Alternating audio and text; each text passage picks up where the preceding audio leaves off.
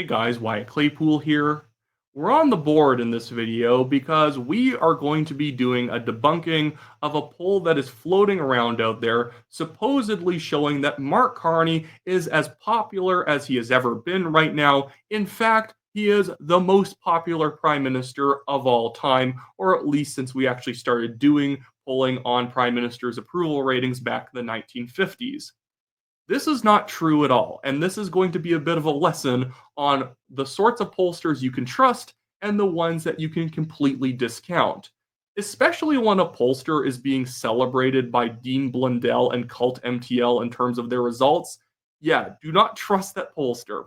But we are talking about Spark Insights today, and I'm going to be comparing their numbers to other numbers being put out by other pollsters, even some that I don't really like that much, to show that this is completely unrealistic.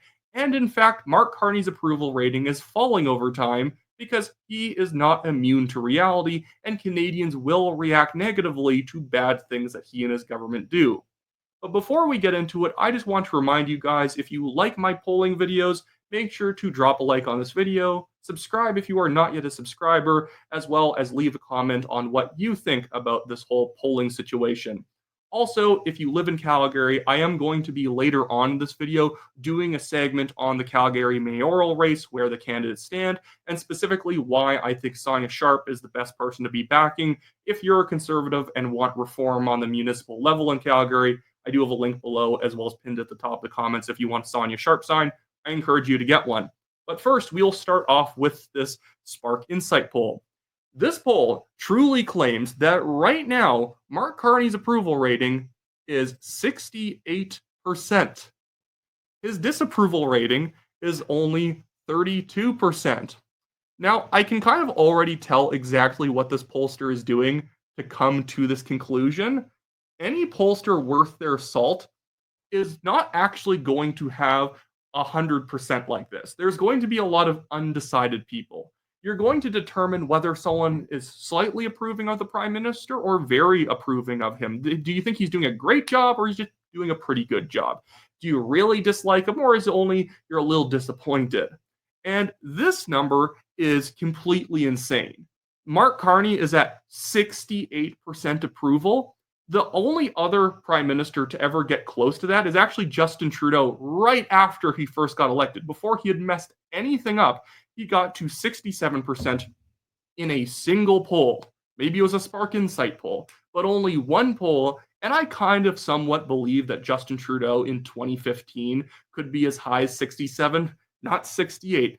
But maybe I could see it on his high end. He could get 68%. It was the return of not Justin Trudeau, but it was the return of a Trudeau. A lot of people did like Pierre Elliott Trudeau who weren't from the West. So having Justin assume office, obviously his approval rating in somewhere like Quebec might be 80%. In Ontario, it might be in the 70s.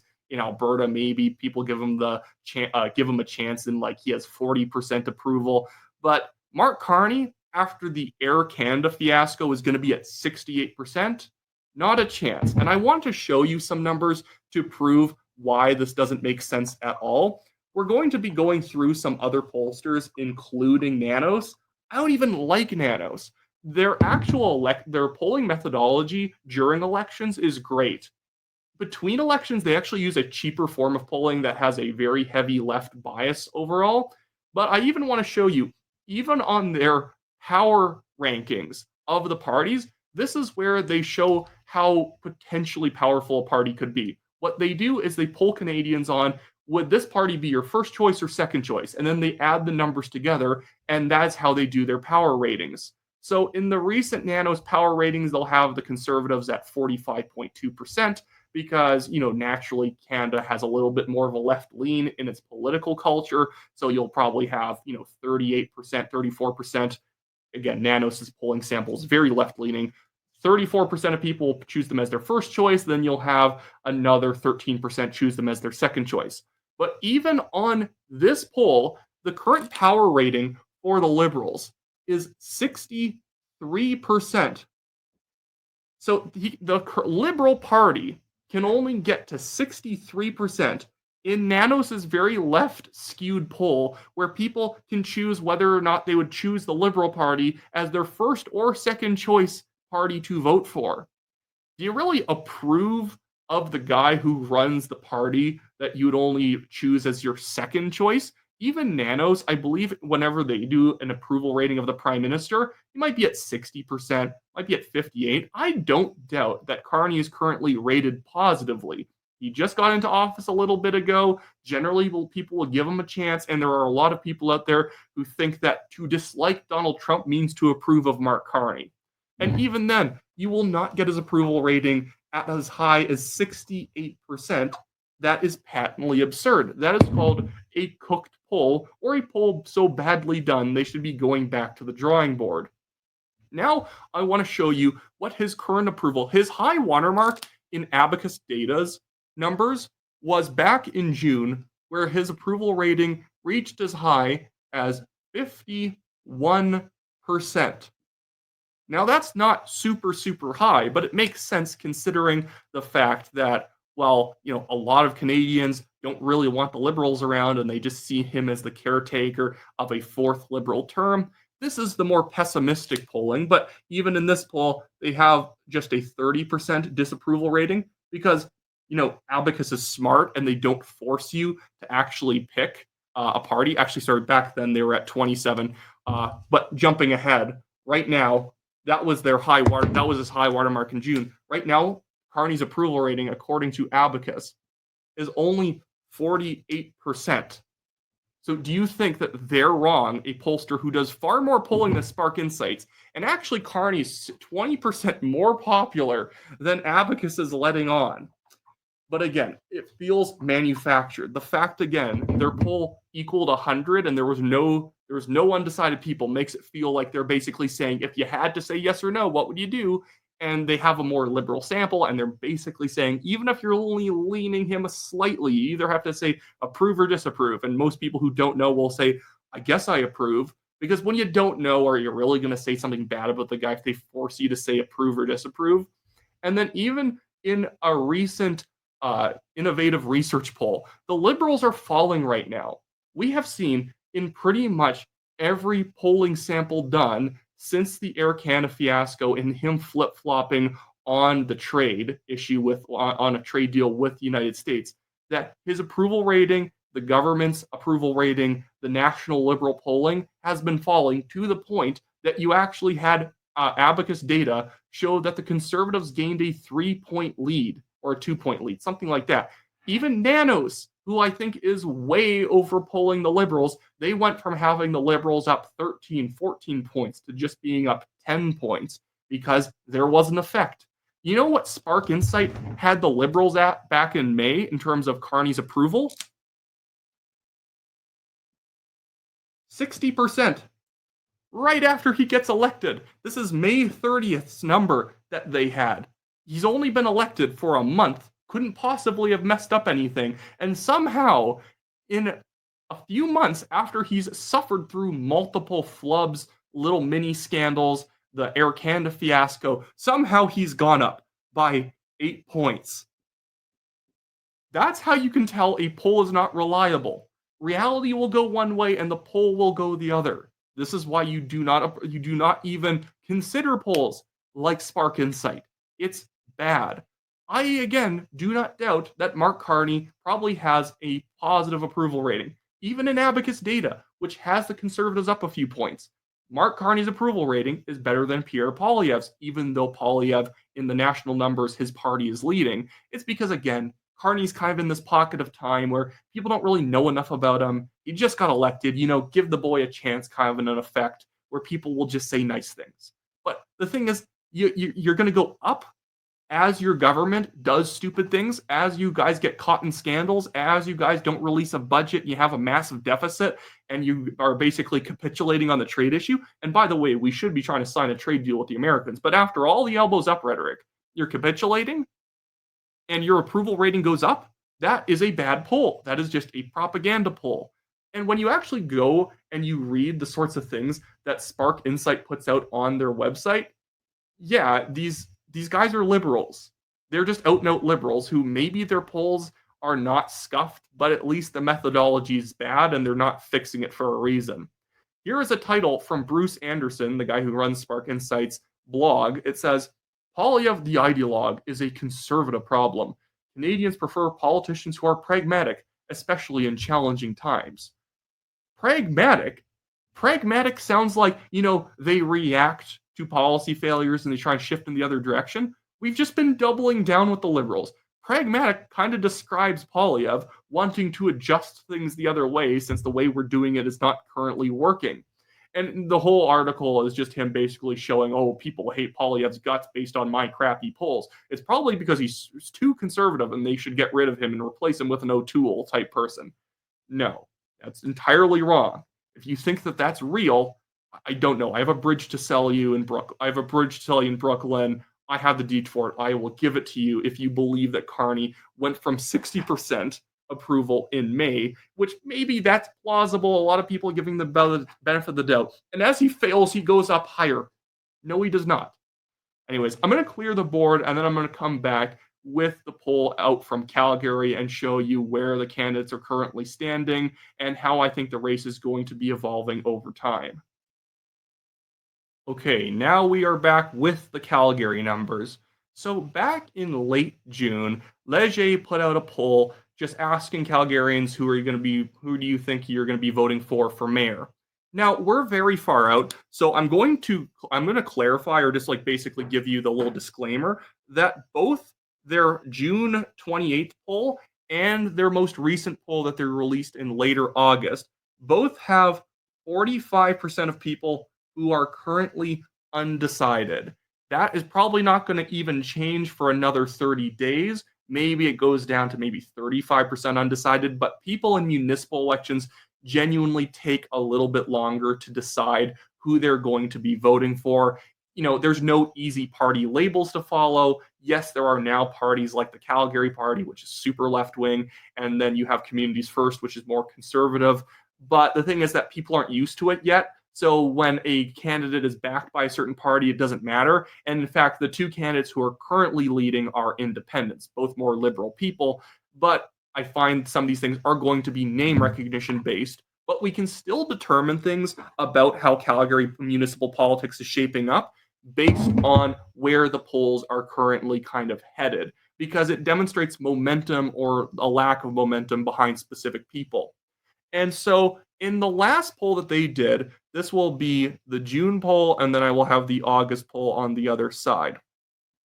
So we have June over here, and we have August over here. So the June got a little bit cut off. I'm just trying to keep some good-looking columns here.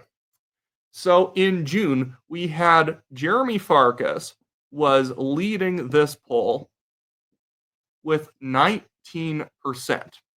And then following him was Jody Gondek, oh goodness, at, I believe it was 12%.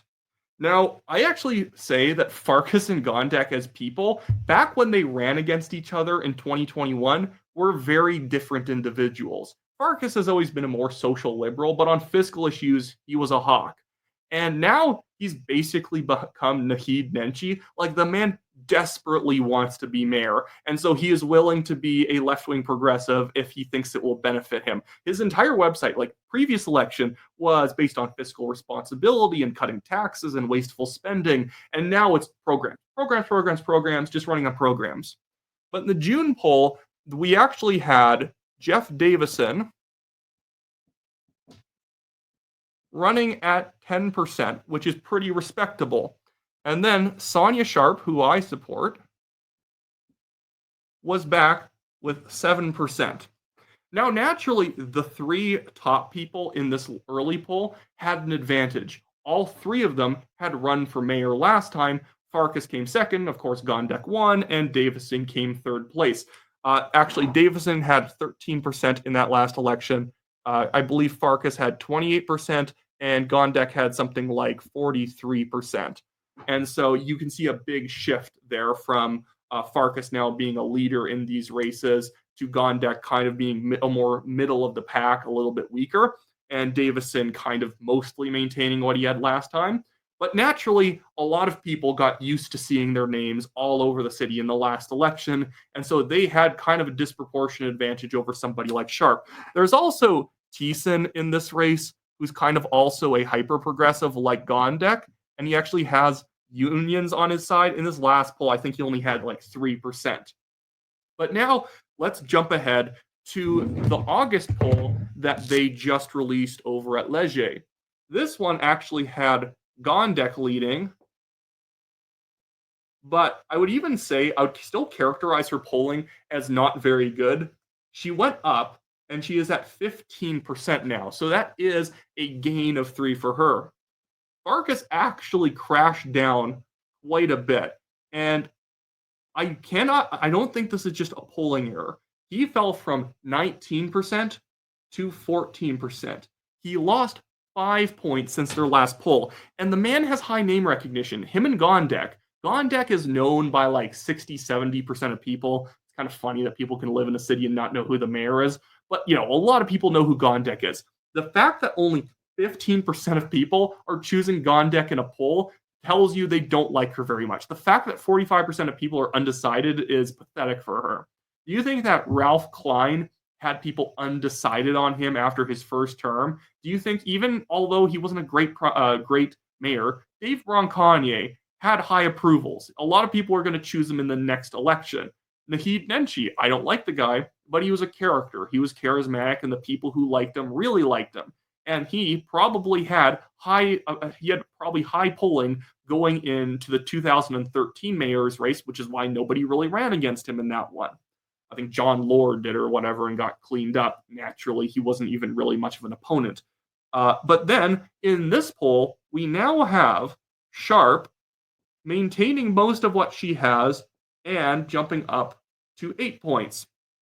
But the big story of this poll I actually find is that Jeff Davison fell down as well, like Farkas, and is only at 6% in this poll. He went from 10 to 6, having lost 4 points. And then you had Farkas here losing 5. You had Farkas. I was writing on Gondek's. Gondek gained 3 points. Gondek lost, or Gondek, Farkas lost 5. I'm getting all frazzled here. And Sharp gained 1. Specifically, Sharp is the one I'm also supporting because she's the only person who's actually running on cutting spending. If you think all these other people just run on, I'm going to freeze your taxes. No, you're not. Government budgets naturally have to grow over time to pay for more stuff. And either they're going to be paying for it on higher price evaluations of your house, which is your taxes going up, or they're going to have to raise the rate. Saying that they're freezing your taxes just means that they will freeze the rate, but they can still evaluate your house to be $50,000 more than it was last year in order to get you some more money out of you. Thiessen in this poll, I believe, actually fell down. What am I saying? I believe. I actually know it.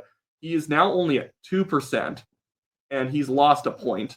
I actually believe Thiessen and the Calgary Party are going to be more formidable as election day approaches because they have basically union backing. A union front group is effectively backing the party.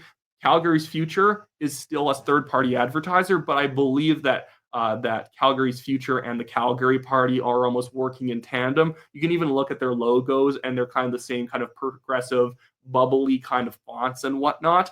And the type of people they're running are very much the type of people that the Calgary's Future PAC endorsed last time. But what I think is going on here is that Davison is pretty much just trying to run as like, I am the chosen son, I am the conservative guy, and you should all trust me. And he's just kind of like waiting for a groundswell to come for him. And it's not coming because he's not a conservative. He had a terrible voting record in the last election, in the last time he was on council. Obviously, he ran for mayor, so he wasn't on council over the last 4 years. But when he was on council between 2017 and 2021, the man couldn't find some stupid spending he didn't like. He also couldn't find any ways of, reducing costs that he actually liked either. So he always voted for more spending, and he always voted against cost-saving measures. Whereas Sonia Sharp, as much as Davison's people very dishonestly are trying to label her as a liberal, yes, she is more socially liberal It's municipal politics. I really don't care about social issues and municipal politics. And by the way, Davison's also a social liberal, but Sharp in her voting record is actually pretty good overall. There's some votes in there I disagree with, and in fact, most of them she's walked back and would usually help sponsor a piece of like a motion in order to basically roll it back, like when the city banned plastic bags and straws. Although the federal government also banned them, so it didn't really have an effect on what the municipal government did. She actually helped sponsor with Dan McLean a motion in order to roll back the single-use plastic ban in the city. And so even if she voted in favor of it, which I actually have never been able to find if she voted for it or not, the thing is, she has been sponsoring things in the right direction. She's opposed things like blanket rezoning. She's opposed things like tax increases, where Jeff supported them every time. And right now, we are seeing Sonia Sharp with some momentum going forward, able to hold on to and gain a little bit on what she used to have. We see Davison losing 40% of what he used to have. He went from 10 to 6. And at least Sharp actually has a track record of being conservative. So I don't know what all the hooping and hollering online is about how we got to get behind Jeff. He's the conservative chosen son. Did you know he volunteered on some conservative campaigns? It's called networking. That's not impressive. Who gives a crap if Sonia volunteered or not? She's been running a more serious campaign and probably didn't take time off to door knock in ridings that the conservatives federally were easily going to win. Anyways, but that should probably be it for me today, guys. Hopefully you don't mind this Calgary municipal polling update. Hopefully all my Calgarian viewers stuck around for this. But this is specifically why I see Sharp as the best option. These two, Gontek and Farkas, are honestly not polling all that well. 15 and 14% for the people who ran last time and is the incumbent mayor is pretty bad because people know who these people are and they're really not flocking to them. 45% of people being undecided means a lot of people are looking for somebody else. Now, Davison, over a couple months, has lost support. People stopped looking at him after observing him for a couple of months. It should be pretty easy to maintain what you have and grow it a little bit, even when people aren't paying attention that much. To fall off from 10 to 6 is really pathetic. And so right now, Sharp is not only the more reliable person on her votes, but is actually growing and maintaining. And you can actually catch those two from 8% to 14 and 16. She just needs to, as people start deciding, she just has to start winning those decided votes by a decent margin in order to overtake the other two. And I think as time goes on, with the fact that she's running a full slate of candidates in the rest of the city, is naturally going to help raise her name recognition and give her a lot of get out the vote kind of campaigning apparatus. Whereas both Davison and Farkas, if you like Farkas still, they're running as independents, and I guarantee they will have a much smaller turnout game because they don't have allies in the different wards running for council who will also remind people to get out and vote for the mayoral candidate. But anyways, as we get closer, I am going to update my own website and let you know who I would vote for in the different wards. So in like Ward 9, I'm not even backing the Sonia Sharp Communities First candidate in Ward 9. A little bit too lefty for me. It was somebody who has flirted with running for the NDP in the past. And this doesn't mean I dislike the Communities First slate. I'd probably vote for the vast majority of them. In Ward 9, it's an example of where I'd vote for like Gar. He's an independent candidate. I think he's pretty good. In Ward 6, I'd be voting for Joanne Burst. There is no Communities First candidate there. She's a good candidate. She's an independent. And pretty much everywhere else, you could vote for the Communities First candidate if you're just looking for a default. But I will be putting out a list later where I kind of nuance it out a little bit. And in some wards, there's going to be two people that I think are good that you can choose between. And in other wards, I might be picking an independent because there's no Communities First candidate. But for now, that's probably all you really need to know. But anyways, with that being said, I will see you guys all later.